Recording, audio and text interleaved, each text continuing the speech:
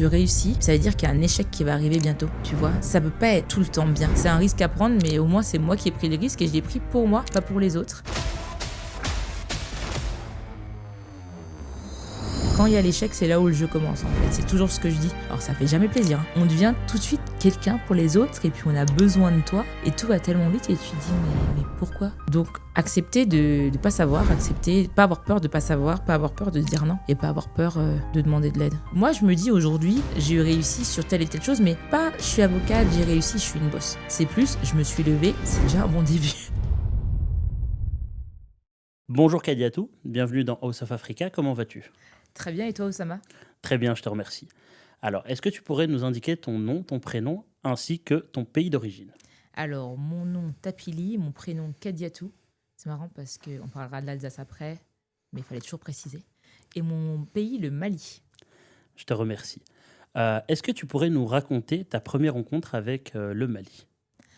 Waouh, j'aime bien ne pas avoir eu les questions au début. C'était en 97, j'avais du coup 8 ans. Et c'était un monde parallèle. Moi, je suis née et grandie à Strasbourg, juste avant France 98, dans les années 80. Et c'était un milieu où il n'y avait pas d'électricité. C'est vraiment la première chose qui me vient. Pas d'électricité, les enfants, ils n'avaient pas de chaussures. Et ça me faisait penser aux pubs de l'UNICEF qu'il y avait quand j'étais toute petite, sac de riz, etc. Et surtout, c'était aussi, et peut-être je vais être un peu cru en disant ça, mais c'est de voir des noirs partout. Ça, c'était une grande première pour moi. Et puis après, j'ai eu une histoire un peu plus tragique avec le Mali, c'est que j'ai attrapé le paludisme. Et donc, j'ai été piquée par les moustiques parce que j'aimais pas la nivaquine, etc. Et ouais, ça a été ma première rencontre avec le Mali et ma famille aussi. C'était la première fois que je voyais ma famille en entier, vu que j'ai grandi qu'avec mes sœurs, ma mère et mon père qui est toujours aussi en France. Mais ouais, j'avais ma famille nucléaire en France, mais là, c'était de voir toute ma famille au complet. Mes grands-parents, c'était la première fois que je les voyais. Et aussi, je passe du coq à l'âne, mais de voir des animaux dans la rue, en fait, en face de la maison dans laquelle mes grands-parents étaient maternels et ma famille maternelle. Il y avait des champs, il y avait des grands baobabs et puis des vaches, des moutons, normal quoi. Voilà. Et quelle a été l'influence du Mali, de sa culture, sur toi? Alors, je vais souvent commencer ma question par alors. Mes réponses, pardon. Au début, pendant très longtemps, j'étais pas forcément en connexion avec le Mali parce que je pense que quand ma mère nous a éduqués, il fallait qu'on soit le plus français ou les plus françaises possible. Et donc, c'est pas comme s'il fallait gommer le Mali, mais c'était mieux d'avoir une histoire française, etc. Et c'est que beaucoup plus tard, je pense, quand j'y suis retournée une deuxième fois quand j'avais 16 ans, ça va faire 20 ans que j'y suis pas allée, j'aimerais beaucoup y aller, mais il y a quand même des sujets politiques, etc., qui font que c'est un peu plus compliqué en ce moment. Euh, et tout ça pour dire que ma connexion avec le Mali est en pleine construction et que, bah, au lieu d'aller au Mali directement, même si j'ai vraiment envie d'y aller très prochainement, c'est plus sur l'Afrique de l'Ouest de manière générale et la culture qui va avec, que ce soit par la nourriture, à commencer par la nourriture naturellement, le thieboudienne, le mafé, etc. Et puis aussi par la posture de la femme dans ces pays d'Afrique de l'Ouest, où par rapport aux habits qu'elle porte, la fierté de la maternité, mais aussi la fierté de pouvoir être partout, c'est-à-dire et en famille à s'occuper des enfants, mais aussi sur le terrain à travailler. Et, euh, et c'est un peu ça la connexion que j'ai aujourd'hui avec le Mali, mais avec l'Afrique de l'Ouest en général. Et pourrais-tu nous parler de ton activité professionnelle actuelle? Alors, on est toujours un peu dans le Mali, mais pas que. Moi, je suis avocate maintenant en droit des affaires, mais plutôt volet contentieux. Donc, je m'occupe de tout ce qui est litige pour les entrepreneurs. Ça va faire 9 ans que je suis avocate. Et aujourd'hui, je suis à mon compte. Donc, j'ai aussi ce volet entrepreneur. Et donc, est-ce qu'on peut parler aussi du volet professionnel ou pas? Mais j'ai d'autres activités. Je suis dirigeante de club de basket, en plus d'être joueuse, mais pas d'un point de vue professionnel. Et je donne des cours aussi en droit des affaires depuis maintenant plus d'une dizaine d'années.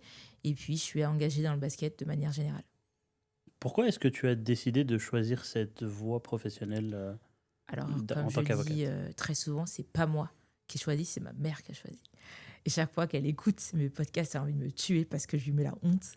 Ma mère, elle nous a toujours dit, elle n'est pas venue en France pour souffrir. Donc, les enfants, ils seront ou avocats ou médecins. J'ai fait une journée en médecine et après, je suis partie en droit. Et me voilà avocate. Et c'est comme ça, en fait, que je suis devenue avocate. Mais la réalité, c'est que depuis toute petite, j'ai détesté l'injustice. On m'a très rapidement fait savoir que je n'étais pas de la même couleur de peau que mes chers camarades strasbourgeois, parce que je suis de Strasbourg, comme je le disais tout à l'heure. Et donc, tout ce qui allait être par la suite discrimination, minorité, bah, j'ai commencé à en faire un combat, enfin, un combat ou un engagement, dirais-je. Et je suis devenue déléguée de classe dès le CP, jusqu'en terminale, malgré le fait que j'ai redoublé ma seconde. Et donc, vraiment pour défendre les personnes qui en avaient besoin. Et je pense que c'est aussi grâce à ça que je suis devenue avocate aujourd'hui. Quelle est ta vision de l'ambition? Ça dépend, comme dirait un bon avocat. Je pense que l'ambition, ça dépend vraiment de l'éducation des parents qu'on peut avoir. Euh, Quand j'étais plus jeune, l'ambition, c'était d'être la meilleure partout. La plus sportive, la plus jolie, la plus intelligente en classe. Non, d'avoir les meilleures notes, pardon. Parce qu'on peut avoir des très bonnes notes et ne pas être intelligent. Et ça, c'est des idées à déconstruire. D'être la plus réactive, la plus vive, etc. Ça, c'est l'ambition version ma mère. Puis finalement, quand j'ai rempli toutes les cases de l'ambition pour elle, je me suis rendu compte, et je pense que c'est pas à tort, hein, j'en parle énormément avec elle et tout, et aussi dans les podcasts, c'est de ne pas s'oublier. Et pour moi, aujourd'hui, l'ambition, c'est d'être satisfait de ce qu'on fait au quotidien, même si on se plante dans un dossier en tant qu'avocate, même si on est en retard, même si... Alors bon, le retard, c'est un concept, hein, mais même si on n'est pas parfait partout, si on se couche à la fin de la journée et qu'on arrive à dormir, c'est bien déjà. Et puis de se dire, bon, ben, j'ai fait telle et telle et telle chose, c'est pas grave de ne pas avoir tout fait. Et ben, c'est OK, comme diraient les yogis. Non, mais c'est que tout va bien, en fait. Et ça, je pense que c'est ma vision de l'ambition aujourd'hui. Et est-ce que l'ambition, selon toi, est primordiale? Non. Elle est primordiale pour les personnes à qui on a dit qu'il fallait faire telle et telle chose ou il fallait être quelqu'un, je pense. Et donc, c'est encore une fois par l'éducation que l'ambition se transmet, mais la vision de l'ambition de chacun. Donc non, pour moi, c'est pas du tout primordial. Chacun a son ambition. Et encore, est-ce qu'il faut parler d'ambition? L'ambition, c'est quoi? C'est la réussite. L'ambition, est-ce que c'est juste de respirer, entre guillemets? L'ambition, c'est d'être en bonne santé. On ne sait pas finalement ce que c'est. Ça peut être perçu selon la vision de chacun. Et ça, ça démontre à quel point c'est pas primordial, je pense. Comme je le dis à chaque fois, lorsqu'on parle d'ambition, on parle d'échec, on parle de Ouais. réussite. Comment as-tu vécu l'échec? Moi, je pleurais tout le temps. Je pleure tout le temps, hein. En vrai, l'échec, je l'ai vécu très tôt parce que je me suis donné la barre de l'échec. Alors, il y a l'échec factuel. Tu passes pas une classe supérieure, tu redoubles, tu le vois comme un échec. Parce qu'on te dit, oh, t'as redoublé, t'es trop nul. Alors qu'en fait, avec du recul, je me dis, heureusement que j'ai redoublé parce que je me suis rendu compte de ce que je voulais pas faire. Donc, quand on est plus jeune, encore une fois, à cause de l'éducation et à cause de ce qu'on peut entendre selon d'autres personnes, ça peut être très difficile et moi j'en ai énormément souffert. Mais avec du recul, quand il y a l'échec, c'est là où le jeu commence en fait. C'est toujours ce que je dis. Alors ça fait jamais plaisir, hein. Ça fait jamais plaisir de perdre dans un dossier, ça fait jamais plaisir de redoubler, etc. Mais en fait, c'est plus le moment où tu peux faire mieux ou pas. Dans tous les cas, c'est la base où tu apprends sur plein de pans, sur le plan mental, sur le plan de la communication aussi, parce qu'il faut accepter, enfin, il faut sur le plan de la communication, parce qu'il faut parler à des personnes autour de toi, il faut assumer l'échec et il faut aussi accueillir l'échec. Il y a aussi le côté déni de l'échec. Non, non, j'ai pas redoublé. Moi, j'ai vu des gens en droit qui étaient avec nous en deuxième année alors qu'ils avaient redoublé leur première année. Déni total. Et donc, c'est en ça que c'est intéressant l'échec, parce qu'il y a plein d'autres pans de la personne que nous sommes qui doivent se dévoiler. Et que dirais-tu justement à ceux qui laissent l'échec les empêcher d'avancer? Ben déjà, il faut réaliser l'échec. Il faut le conscientiser et se dire, OK, bon. Alors, parfois, on ne sait pas encore si on est dans l'échec. Par exemple, alors peut-être que ce n'est pas le sujet de notre podcast aujourd'hui, mais réaliser que la personne avec laquelle on vit, soit au quotidien, dans le monde perso ou dans le monde professionnel, c'est pas la bonne personne. Et ça, parfois, on ne le réalise pas. C'est que quand il y a un litige ou un problème où on se rend compte que finalement, cette opération, le projet est un échec. Mais encore faut-il le réaliser. Il y en a, ils s'accrochent et ils se disent « Mais non, c'est l'homme de ma vie, ça fait 20 ans qu'on est ensemble. » Mais en fait, ça ne fonctionne pas. Sauf que la personne ne s'en rend pas compte. Et ça m'arrive souvent. Oussama, c'était quoi la question de base? Que dirais-tu justement à ceux qui laissent Ouais. l'échec les empêcher Ouais. d'avancer? Alors du coup, oui, c'est de réaliser qu'il y a un échec, déjà, et de se rendre compte au quotidien qu'on n'est pas bien. Et donc, c'est peut-être qu'il faut constater l'échec. Et puis, pour répondre de manière très directe à la question sans oublier ce qu'on vient de me dire, c'est d'oser parler. D'oser parler à... Alors, pas forcément à un psychiatre et aller dans 10 ans de psychanalyse, c'est pas ça. Mais juste d'accepter de parler à son entourage, pas forcément de prendre les conseils qui nous sont transmis parce que parfois ils sont pas justes, mais juste d'échanger, que ce soit avec un professionnel de santé si émotionnellement c'est trop lourd, d'en parler aussi à sa famille, parce que la famille, certes, parfois c'est compliqué, mais ils sont aussi souvent là pour la personne qui vit l'échec. Et puis, d'avoir dans son entourage des bonnes personnes pour bien rebondir et savoir vraiment vers où aller. Donc, essentiellement, la communication et d'accepter l'échec. Justement, on a parlé d'échec, on parle de réussite. À quel point la réussite a pu t'impacter? Alors, pareil, je vais faire sûrement une longue réponse et je risque d'oublier la question. Il faut déjà conscientiser la réussite. Si je reviens sur mon humble histoire, quand j'ai prêté serment, quand je suis devenue avocate, moi j'ai prêté serment le jour de mon anniversaire parce que je voulais m'offrir un cadeau. Et quand j'étais face au bâtonnier qui disait « Bravo, vous êtes avocate », etc., je me suis dit « Mais pourquoi j'ai fait ça ?» alors qu'aux yeux des autres, on avait tous réussi. Donc, il faut déjà conscientiser la réussite. Et puis, après, c'est peut-être de ne pas perdre pied une fois qu'on sait qu'on a réussi. C'est de rester la personne que nous sommes, parce que finalement, on reste des êtres humains. Et il faut continuer à garder les valeurs qu'on nous a inculquées, c'est-à-dire de la bienveillance, de la solidarité, du savoir-vivre, du savoir-être. C'est pas parce qu'on est avocat, par exemple, et qu'on estime avoir réussi qu'il faut pousser les personnes dans le métro.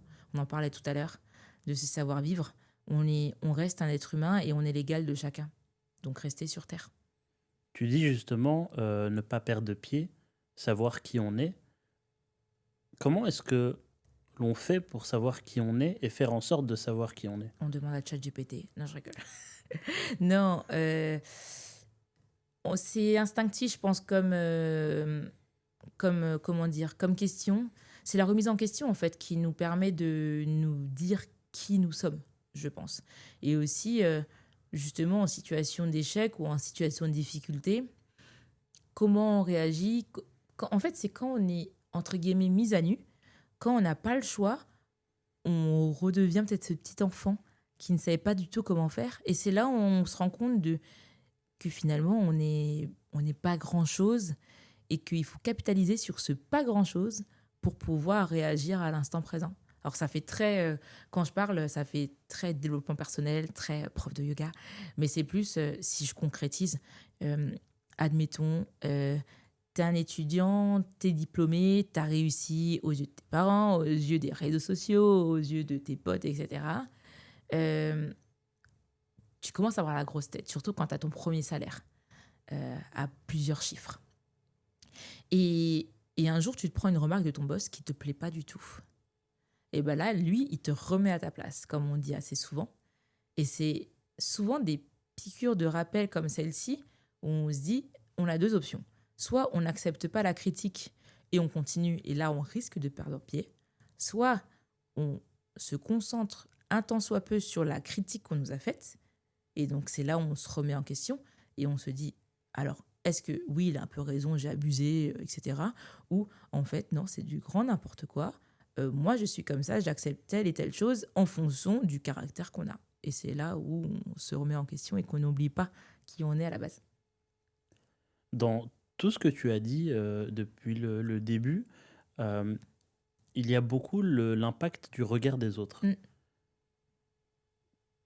Est-ce que tu penses que jusque maintenant, tu as réussi à surmonter le regard des autres ou est-ce que c'est encore un chemin sur lequel tu travailles? C'est un peu le résumé de toutes les questions précédentes. Aujourd'hui, j'essaye de moins faire attention aux autres, attention au regard des autres, pardon. Je fais Oui, oui. attention aux autres. Euh, Parce que le regard des autres me permet de ne pas perdre pied. Pour autant, je ne vis pas en fonction du regard des autres. Là où avant, j'ai toujours fait ça. Mais de te parler comme ça de but en blanc, ça fait pas très longtemps, hein. Et pourquoi j'essaye d'aller au-delà du regard des autres, c'est parce que simplement je suis accompagnée par un psychologue. Et que ça me permet de jauger telle et telle situation et se dire, bon, bah, cette situation, elle n'était pas du tout adaptée. Il faut se recentrer sur soi et avancer ou se privilégier soi aussi au détriment du regard des autres. Et ne pas avoir peur de dire, ben, en fait, là, je ne peux pas t'aider en tant qu'avocate parce que ben, j'ai pas le temps. Alors, je sais que moi, j'ai beaucoup de travail à faire dessus. Et c'est en ça que le regard des autres m'impacte.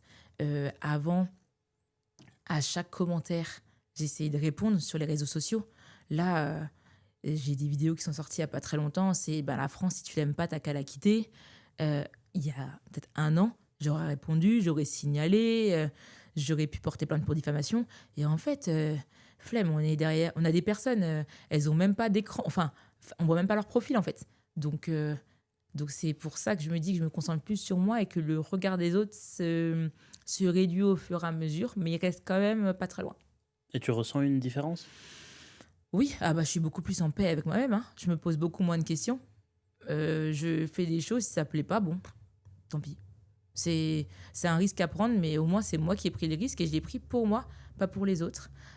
C'est... Alors, je divague un petit peu, mais c'est une anecdote. Pour la première fois de ma vie, hier à l'entraînement, j'ai dit devant toute mon équipe et devant la coach à l'issue d'une réunion qu'en fait, j'en pouvais plus. J'avais besoin de m'arrêter. Chose que pour le regard des autres, avant, mais je n'aurais jamais fait. Parce que, sans me faire de l'autopromo, sur mon compte Instagram, je parle beaucoup beaucoup de basket. Il y a des photos de moi dans le cadre du basket, il y a des photos de moi dans le cadre de mon métier d'avocate. Et certains me surnomment avocate basketteuse. Mais ça veut dire que si je mets fin à ce côté basket, eh ben, je deviens, pour les autres, une avocate lambda, entre guillemets. Alors que bon, c'est un très beau métier, je ne dis pas l'inverse. Et pour le regard des autres, j'aurais pu ne rien dire à cette réunion, mais en fait, je me rends compte que là, j'ai juste trop de boulot et que je ne peux pas être partout. Et donc, j'ai décidé de me privilégier moi au détriment de mon équipe, au détriment du regard des autres. Et ouais, je suis très contente d'avoir eu le courage de parler comme ça à cœur ouvert. Et vraiment, j'ai pleuré comme une enfant parce que je me sentais en insécurité. Mais ouais, je suis contente de l'avoir fait. Première fois. Bravo à toi. Et Merci. non, mais c'est vrai parce que c'est chaque étape Ouais. est importante et surtout, tu as ressenti une pression et ça t'a déchargé justement de cette Complètement. pression. Ah ouais, le soulagement. Et je pense que les larmes qui coulent après, pour moi en tout cas, c'est un soulagement. Et alors, bien sûr, après, avec ma coach, avec mes coachs, on a discuté de peut-être qu'arrêter, c'est un peu c'est un peu difficile, peut-être qu'il faut juste réduire, etc. Mais juste de montrer cette vulnérabilité en se disant je n'en peux plus. Et déjà, je parle de vulnérabilité. En fait, c'est pas même pas la vulnérabilité, mais c'est comme ça que moi je l'ai ressenti parce que j'avais peur du regard des filles de mon équipe qui se disent ah, en fait, elle est nulle, ah, elle tient pas la route, etc., etc. Et en fait, non, le soulagement, il est immense. T'es en haut d'une falaise, tu fais un saut en élastique. J'en ai jamais fait. Mais généralement, les gens sont contents. Et c'est un peu ça. Pour toi, c'était tu devais être forte en toutes circonstances. Ouais, ouais, tu dois pas lâcher. Tu dois pas lâcher. Tu as une équipe qui est là. Toi, bah, tu as eu des... Alors, quand je dis toi, c'est plutôt moi. J'ai eu des périodes plus sportives dans ma vie, dans le sens où je faisais encore plus de basket, où j'avais plus de boulot, j'avais l'impression. Et en fait, j'ai plus envie de m'infliger tout ça. Parce que je sens que je vais exploser, en fait. Et c'est pas bon. Et là, je me suis vraiment dit, si j'en parle pas maintenant, à tous les coups, c'est mon corps qui va me rappeler à l'ordre et je vais me blesser. Et je préfère stopper avant de me blesser, Te blesser uniquement physiquement? je pense. Je pense que les blessures physiques, à part un accident quand il y a un contact, c'est souvent aussi la conséquence. Alors, je ne suis pas scientifique, je ne suis pas médecin, mais je pense que la blessure physique, c'est la conséquence aussi de la blessure mentale. Je n'ai Ok, jamais sorti ça en interview. ça serait une première. Ouais, voilà. Et comment est-ce que selon toi, on parlait avant tout ça de réussite, euh, tu nous as dit qu'il fallait conscientiser la réussite. Comment est-ce qu'on surmonte la réussite? C'est vertigineux. C'est vertigineux. Très concrètement, quand moi je suis devenue avocate, mes rapports avec mon père, enfin on se parle, c'est pas non plus celui qui est le plus présent au quotidien. Et quand je suis devenue avocate, alors là, mon père, il a eu plein d'amis. Et mon père a donné mon numéro de téléphone à pas mal de personnes. Et, euh, et donc, on devient tout de suite quelqu'un pour les autres. Et puis, on a besoin de toi. Et tout va tellement vite. Et tu te dis, mais pourquoi et, et, et c'est après la même chose que j'ai vécu quand, sur les réseaux sociaux, j'ai été un peu plus connue. Alors, je dis pas que je suis une influenceuse comme d'autres, mais euh, quand j'ai commencé à parler des sujets de discrimination que je pouvais avoir au quotidien, je pensais pas du tout que ça allait avoir cet impact-là. Et quand on t'arrête dans la rue pour te dire ah oui, c'est vous qui a tout, mais vous êtes super inspirante, on me dit enfin moi, enfin déjà tu m'arrêtes, je suis encore en retard. À la base, je suis très souvent en retard. Là, je vais être encore plus en retard. Je suis pas spécialement inspirante et c'est dur en fait hein, d'avoir la réussite en pleine figure parce que nous on le réalise pas forcément. C'est vertigineux encore une fois. Et pourquoi? Ouais, c'est une bonne question. Euh, Parce qu'en fait, le monde va tellement vite que t'as pas le temps de savourer la réussite, je pense. Et puis, c'est pas quelque chose de factuel. Tu traverses le feu quand il est vert, t'as réussi. Tu vois, c'est pas comme ça. C'est plus un contexte global. Et euh, et tu te dis, et ça, je pense que c'est très français. Tu réussis, ça veut dire qu'il y a un échec qui va arriver bientôt. Tu vois, ça peut pas être tout le temps bien. Et donc, c'est dur, je trouve, de savourer la réussite. Moi, j'essaie de plus en plus de lâcher prise, et donc ça va mieux, mais tu as toujours un peu peur, quoi. Tu te dis, tu réussis pour les autres, mais du jour au lendemain, tu peux avoir un retournement de situation qui est difficile à supporter. Mais justement, dans ce que tu disais, c'est que les autres te disaient que tu étais inspirante, mais Mm. toi, tu trouvais que tu ne l'étais pas. Ouais, c'est compliqué, en fait, de, de statuer sur le terme de réussite, en fait. Je vois. C'est plutôt ça. C'est plutôt ça. Moi, je me dis aujourd'hui, j'ai réussi sur telle et telle chose, mais pas je suis avocate, j'ai réussi, je suis une bosse. C'est plus, je me suis levée, c'est déjà un bon début. Je vais à telle et telle. Enfin, c'est vraiment étape par étape et c'est comme ça que je me dis que j'ai réussi. Là où d'autres personnes, et c'est là où tu te rends compte quand même que le regard des autres, c'est impactant malgré tout. C'est certains peuvent être en admiration en disant mais comment tu fais pour faire tout ça au quotidien? Quand est-ce que tu dors? Ça, c'est la phrase préférée des personnes qui parlent à des entrepreneurs. Tu dors quand? Bah, je dors quand je suis fatiguée. Et on me dit, mais c'est pas possible que tu puisses faire tout ça. Bah, si, mais parfois, on n'a juste pas le choix. Donc, c'est pas forcément. On réussit, certes, mais dans quel état on arrive à la fin? C'est Je aussi comprends. ça. Et quelle est l'importance de ton entourage justement dans tout ce que tu fais, dans tout ce que tu es, dans tout ce que tu réalises? Primordial. Primordial. Déjà, il faut. L'entourage, c'est important. Enfin, mon entourage est important dans le sens où je sais qu'il est toujours là, même si je, je ne me manifeste pas tout le temps. Je ne sais, je pense qu'on a à peu près les mêmes mamans qui peuvent dire si on les appelle pas de la semaine, pourquoi tu m'as pas appelé, c'est moi la mère, c'est toi qui dois m'appeler l'enfant, etc. Bon, ma mère, elle a commencé à comprendre que parfois je pouvais pas, mais s'il arrive quoi que ce soit, eh ben la personne sera toujours là et l'entourage aussi. Enfin, et à commencer par ma mère, euh, comme très souvent, elle te permet de jamais trop prendre la grosse tête, quoi. Elle te dit, ouais, n'oublie pas que tu ne savais pas faire ça, tu savais pas faire ça, tu savais pas faire ça, donc tu restes quelqu'un de normal. Et ça, pour moi, l'entourage, c'est super important. Et chaque personne que je rencontre, avec qui je commence à discuter assez facilement, je leur dis toujours, si tu vois que je suis en train de prendre la grosse tête, il faut me le dire, il faut me mettre 2 claques pour me dire, oui, en fait, tu restes un être humain, tu respires et tu te calmes, quoi. Et, tes amis?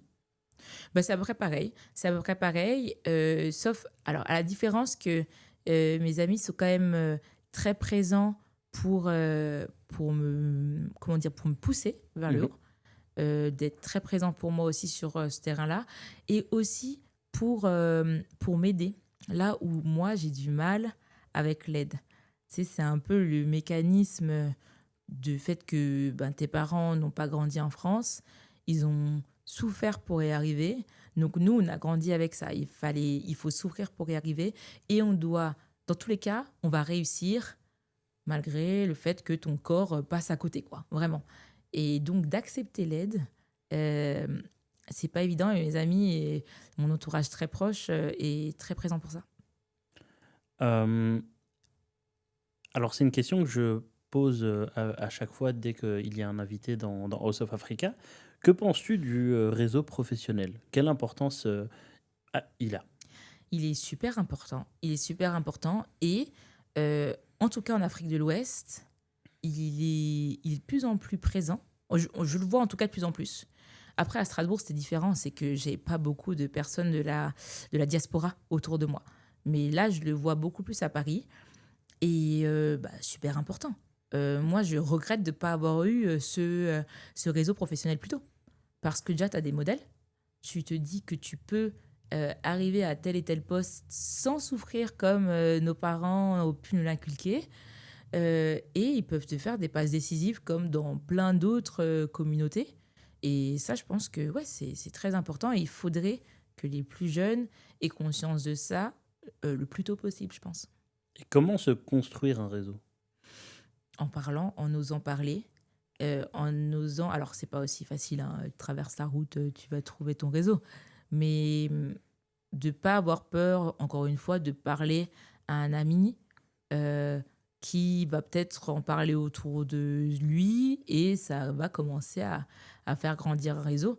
Alors évidemment, ça dépend sur qui on tombe, hein. Moi, ça m'est arrivé de dire oui, je cherche un stage. La personne en face de moi qui, je pensais être une amie, m'a dit ah non, je sais pas du tout, je sais pas du tout comment faire. Et en fait, il se trouve qu'elle a trouvé un stage 2 heures plus tard. Ça peut arriver. Mais encore une fois, c'est par là aussi que tu fais du tri dans ton entourage, dans tes amis. Mais je pense qu'encore une fois, tu parles à un tel qui va en parler à un tel, ça fonctionne. Et puis aussi, je pense que la communication sur les réseaux sociaux professionnels peut être intéressante, même s'il y en a beaucoup, mais peut-être de cibler par les messages privés, l'envoi des mails. WhatsApp, je trouve que ça peut être un peu intrusif quand même. Après, si la personne a son numéro de téléphone qui est ouvert, pourquoi pas. Mais je pense aussi d'avoir du culot et de parler de manière très spontanée aux personnes, ça peut être aussi très salutaire. Alors pour terminer, on a toujours les mêmes petites questions. Hem, 3 mots qui te définissent et pourquoi? 3 mots qui me définissent et pourquoi. J'arrive, hein, il y a plein de mots. Je pense spontané. 3 mots qui me définissent. Pile électrique. Et pile électrique hyperactif, ça va être la même chose, spontané. Et débrouillardise, je dirais. On dirait que je suis en train de faire les 3 défauts dans le cadre d'un CV et j'ai mis 3 qualités. Non, mais la spontanéité, parce que parfois, je parle sans réfléchir. Et ça, avec l'âge, je me calme, mais parfois, ouais, ça dépend qui on a en face de soi. Hein. Parfois, c'est mal perçu. Le côté pile électrique, parce que déjà, j'ai un débit très rapide. Certains vont croire que je suis en x1,5 sur certains médias. Non. Pile électrique, c'est aussi pour ça. Et puis après, débrouillardise, parce qu'en fait, moi, je lâche jamais. En vrai, s'il y a un client qui se fait condamner, je vais toujours faire en sorte soit de faire appel, soit essayer de négocier après condamnation. Il faut vraiment beaucoup pour que je lâche. Ok. Que penserait la petite Kadiatou de la grande? C'est marrant parce que j'ai une photo de moi quand j'ai 5 ans en photo de profil sur mon téléphone et j'ai l'impression de me parler beaucoup. Je pense que elle serait fière parce que le regard justement de cette petite Kadiatou sur mon fond d'écran, elle a beau avoir 5 ans, mais en fait on dirait qu'elle a mon âge actuel. Il n'y a pas trop de changements. Enfin, si quand même. Mais j'ai un peu grandi. Mais il n'y a pas trop de changements dans le regard. Et c'est un regard déjà d'adulte. Et en fait, oui, tu as grandi trop vite, mais enfin, tu t'écoutes. Et même si c'est dur par moments, tu sais dire stop quand il le faut. Donc ouais, je pense qu'elle se dirait ça. Est-ce que tu aurais un message pour toutes les personnes qui nous écoutent et nous regardent? Le message que j'ai pour toutes les personnes qui nous écoutent et qui nous regardent, c'est de ne pas avoir peur. De ne pas avoir peur de se planter, de se lancer, d'échouer, parce qu'échouer, on ne sait pas ce que ça veut dire. On peut encore une fois redoubler une classe ou se faire virer d'un emploi, mais peut-être que c'est parce que c'est un peu le destin. Moi, je suis très destin, très mektoub, comme pourrait dire. Non, je rigole. Je vais arrêter de faire la bobo parisienne. Mais je trouve qu'il y a beaucoup de choses qui sont écrites et que la vie, malgré tout, est bien faite. Donc, si on se plante quelque part, c'est peut-être parce qu'il y a une plus belle chose qui nous est réservée par la suite. Donc, de ne pas avoir peur de se planter, de ne pas avoir peur d'échouer, de ne pas avoir peur de recommencer, et pas avoir peur de communiquer aussi, d'oser dire, je ne sais pas. Surtout en France, j'ai l'impression, et aussi dans certains pays d'Afrique de l'Ouest, je ne vais pas en citer parce que ça risque de créer... Après, ça va te créer de la visibilité aussi, mais non, je rigole. Des sujets et des débats. Mais certains et certaines ont énormément de fierté. Et donc, par fierté, ne vont pas dire « je ne sais pas ». Parce qu'ils ne veulent pas, ils veulent pas que les autres aient conscience qu'ils ne savent pas. Donc, accepter de ne pas savoir, pas avoir peur de ne pas savoir, pas avoir peur de dire non, et pas avoir peur de demander de l'aide, de manière générale. Je te remercie en tout cas pour cet échange, Kadiatou. Merci Avec d'être plaisir. venu dans House of Africa. Avec plaisir. Et le dernier mot de cet échange est pour toi. C'était super.